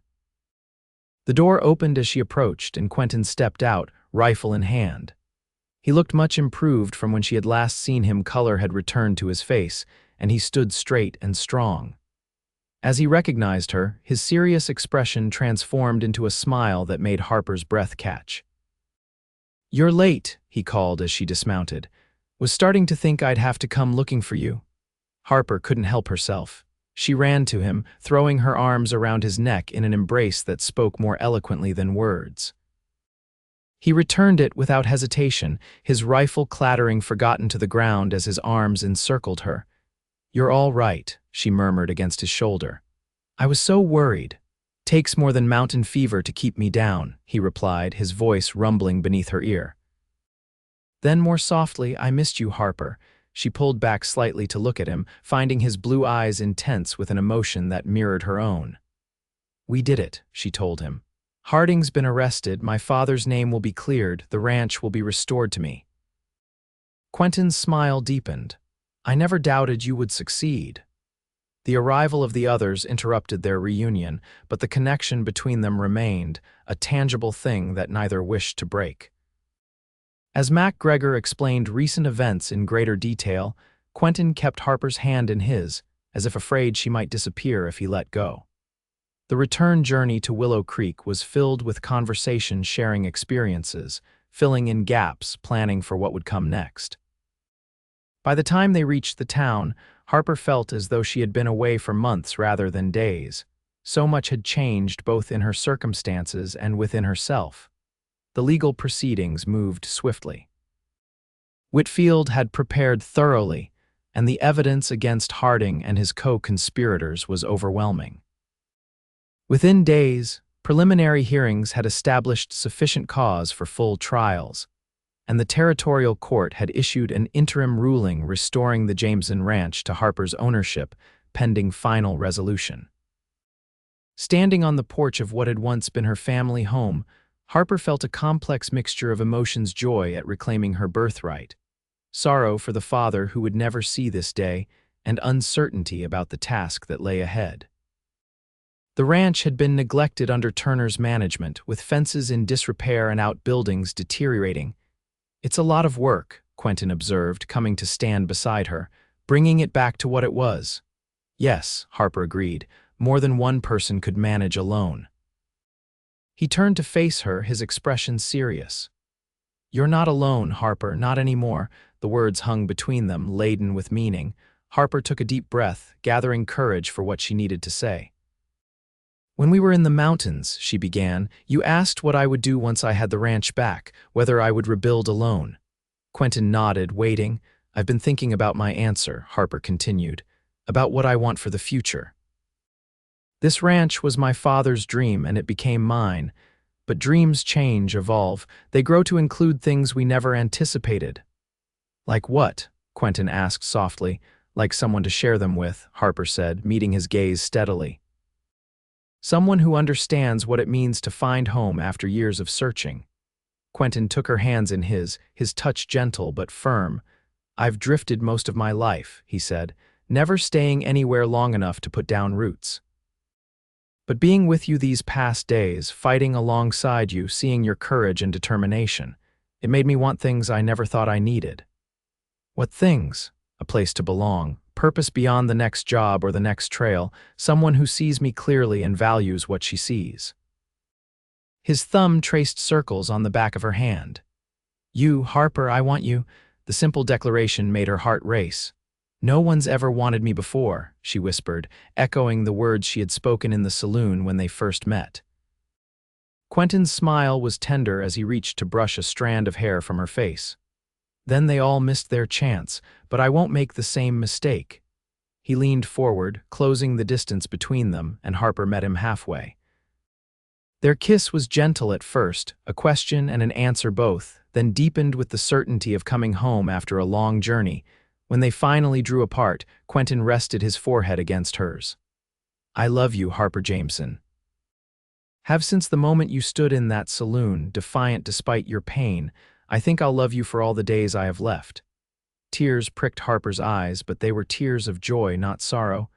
"I love you too," she replied, "enough to ask you to stay, to build something here with me. To make this ranch ours, not just mine."